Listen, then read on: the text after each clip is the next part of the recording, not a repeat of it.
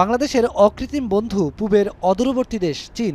অবকাঠামোগত উন্নয়ন এবং শিল্পায়নের ক্ষেত্রে চীনের ভূমিকা এই অঞ্চলের জন্য একটা ইতিবাচক উদাহরণ। রাজনৈতিক পট পরিবর্তনের পর চীনের সাথে বাংলাদেশের সম্পর্কটা কিভাবে এগোবে তা নিয়ে আগ্রহ রয়েছে দক্ষিণ এশিয়ার দেশগুলোর মধ্যে। এমন প্রেক্ষাপটে চীনে এক ঐতিহাসিক সফরে যাচ্ছেন প্রধান উপদেষ্টা ডক্টর মোহাম্মদ ইউনূস। এটি প্রধান উপদেষ্টার প্রথম দ্বিপাক্ষিক সফর। ২৬ তারিখে যাওয়ার পর ২৭ তারিখে রোববার রাজধানীর ফরেন সার্ভিস একাডেমিতে অনুষ্ঠিত সংবাদ সম্মেলনে চীন সফরের বিষয়ে বিস্তারিত তুলে ধরে প্রধান উপদেষ্টার প্রেস উইং। প্রেস সচিব জানান, চীনের সৌরবিদ্যুৎ কোম্পানিগুলোকে বাংলাদেশে বিনিয়োগের আহ্বান জানিয়েছিলেন প্রধান উপদেষ্টা। সেই আহ্বানে সাড়া দিয়েছে দুটি প্রতিষ্ঠান। এর মাধ্যমে দেশে কর্মসংস্থানের নতুন দ্বার উন্মোচিত হবে।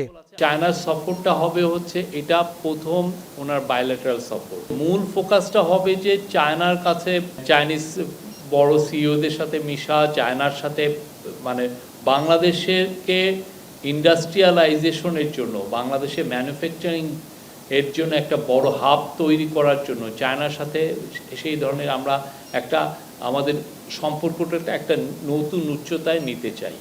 এছাড়া স্বাস্থ্য খাতে চীনের সাথে আরও নিবিড়ভাবে কাজ করতে চায় বাংলাদেশ। এই শিল্পে ব্যবসার নতুন ক্ষেত্র অনুসন্ধানে চীনা ব্যবসায়ীদের ঢাকা সফরেরও আমন্ত্রণ জানানো হয়েছে।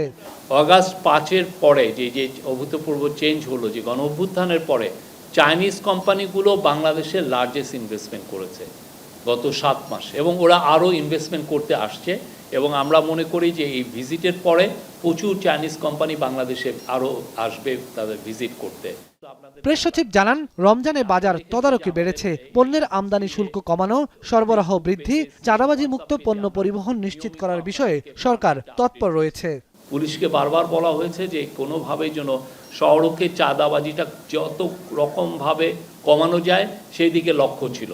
আর অন্যান্য যেগুলো বড় বড় মেজার নেওয়া হয়েছে, যে ইন্টেন্সিভলি কোম্পানিগুলো যেগুলো বড় বড় কমোডিটি প্লেয়ার তাদের সাথে ইন্টেন্সিভলি কথা বলা হয়েছে।